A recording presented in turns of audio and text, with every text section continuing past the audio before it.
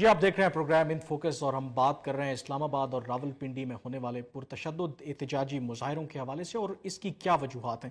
بخاری صاحب بریک سے پہلے کشمالہ طارق صاحب نے کہا کہ یقیناً عوام میں اب شعور آ رہا ہے اور ان کے مسائل صرف اسی صورت میں حل ہوں گے جب وہ سڑکوں پر نکلیں گے۔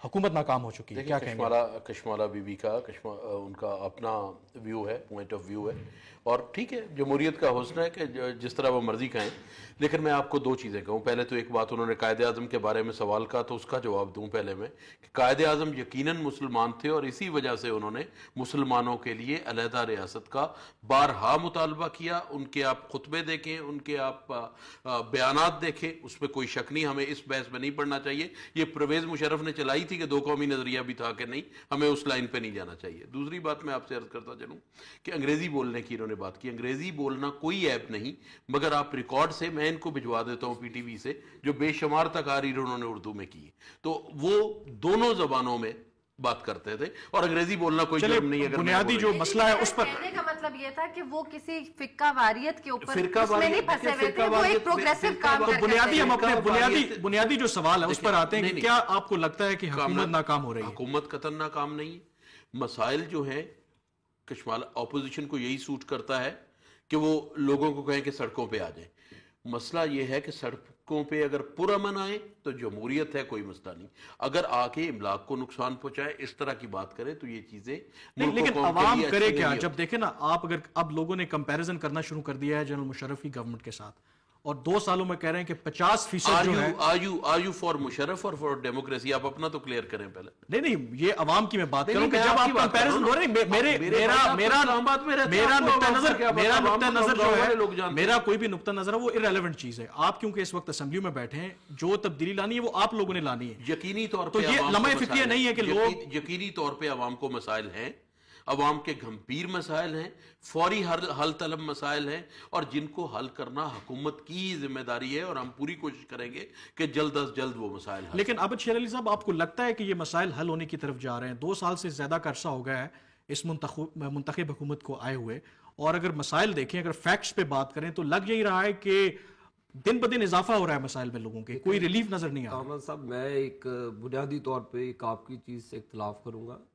یہ مشرف کے صرف 8 یا 9 سال اقتدار کو نہ لے، وہ تمام جرنیل جنہوں نے 45 سے 44 سال پاکستان پر حکومت کی اور پاکستان کو آج کئی حصے، کئی صدیاں پیچھے لے گئے، تو یہ پھر کمپیریزن کرنا تو وہ پھر تمام جمہوری چیزوں کو ان کے ساتھ کمپیئر کریں۔ لیکن جہاں تک احتجاج کا تعلق ہے تو ان کی بھی میرا بنیادی آپ سے سوال یہ ہے کہ کیا آپ کو لگتا ہے کہ آپ لوگ توقعات پہ پورا اتر رہے ہیں عوام کی؟ جہاں تک پنجاب کی بات آئے گی، ہم وہاں پہ تو آپ کو عوامی توقعات کی بات بتا سکتے ہیں۔ جہاں تک فیڈرل لیول پر بات آئے گی تو شاہ صاحب آپ کو اچھی طرح سے بریف کر سکیں گے۔ دیکھیں، آپ کے ملک میں آج بجلی کی اتنی بدترین حالت ہے کہ یہ لوگ سول وار کی طرف آ رہے ہیں۔ لوگ فیکٹریوں میں جاتے ہیں، فیکٹریاں بند ہیں، وہی ڈنڈے اٹھا کے سڑکوں پر آ جاتے ہیں۔ تو آپ یہ دیکھیں، جو آپ یہ قصور کس کا؟ کسی جنرل کا قصور ہے؟ دیکھیں، یہ آبی دہشت گردی ہوئی پاکستان کے ساتھ، پاکستان کے دریاؤں پر جو ڈیم بنائے انڈیا نے۔ اب یہ اپنا رائٹ تو انہوں نے مانگنا نا، حکومت میں یہ بیٹھے ہیں، ان کی فارن پالیسی کیا ہے؟ یہ کیوں نہیں ڈیم بناتے وہاں پہ آ کر؟ ان کو دیکھیں، آپ اٹھا لیں ریکارڈ، جو ڈیم بننے تھے، جو پروجیکٹس ہیں پائپ لائن میں، آلریڈی 6 سے 7 سال لیٹ ہے۔ کیوں؟ آپ پاکستان کو ایک ریگستان بنانا چاہتے ہیں؟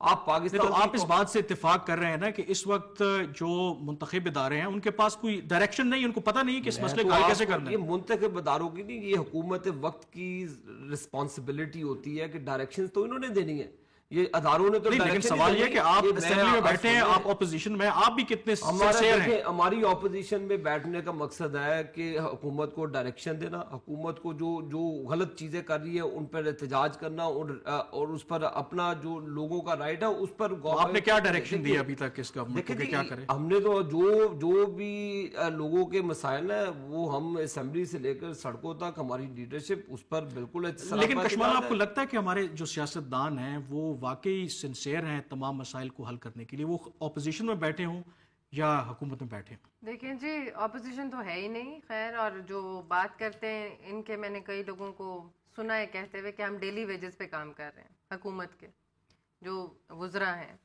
اب مطلب ڈیلی ویجز کا مطلب یہ کہ روز کا روز کل پتہ نہیں ہے کہ نہیں ہے یا واٹ ایور. ہم تو چاہتے ہیں کہ یہ جمہوری طریقے سے چلیں اور 5 سال اپنے پورے کریں اور عوام کی جو توقعات ہیں ان پہ پورے ہیں. لیکن یہ کامران کیسے ہوگا؟ مطلب یہ جو اناکی پھیل رہی ہے, دس از سم تھنگ ویری سیریس. یہ کل ہم کیا دیکھ رہے ہیں کہ آپ ہی کے باہر کے جو نوکر ہیں, ہیو ناٹس ہیں, جو بیچارے غریب طبقہ ہے, جو بیچارے اپنے بچوں کو کھانا نہیں کھلا سکتے ہیں, وہ پکڑ پکڑ کے اپنے سارے اپنی جو آپ کے ادھر مالک ہیں یہ ہیں ان سب کو مارنا شروع کر دیں گے. اور کیا کریں گے؟ آپ یہ دیکھیں کہ یہ مشرف کی ہی پالیسیز کا تسلسل جو یہ کہہ رہے ہیں, آپ کہہ رہے ہیں آپ نے 2 سال میں کیا کیا. یہ فارن پالیسی کی بات کریں تو وہی چلی آ رہی ہے, یہ ٹریڈ پالیسی کی بات کریں تو وہی چلی آ رہی ہے, یہ فائنینشیل ٹیم دیکھ لیں تو وہی لوگ دوبارہ ریکروٹ ہو رہے ہیں. اچھا پہلے یہ لوگ 5 سال اسی ٹیم کو کرٹیسائز کرتے رہے کہ یہ اسٹیل مل کی پرائیویٹائزیشن کیوں ہو گئی, پی ٹی سی ایل کی پرائیویٹائزیشن کیوں ہو گئی, کے ای ایس سی کیوں چلا گیا, فلاں کیوں ہو گیا. اب اسی ٹیم کو انہوں نے گلے لگا لیا. آپ کو لگتا ہے کہ اب وہ سب ٹھیک ہو گیا؟ مشرف کی حکومت میں اور آج کی حکومت میں کوئی زیادہ فرق نہیں ہے. میں یہ آپ سے کہہ رہی ہوں کہ they are so incompetent that they are hiring the same team again.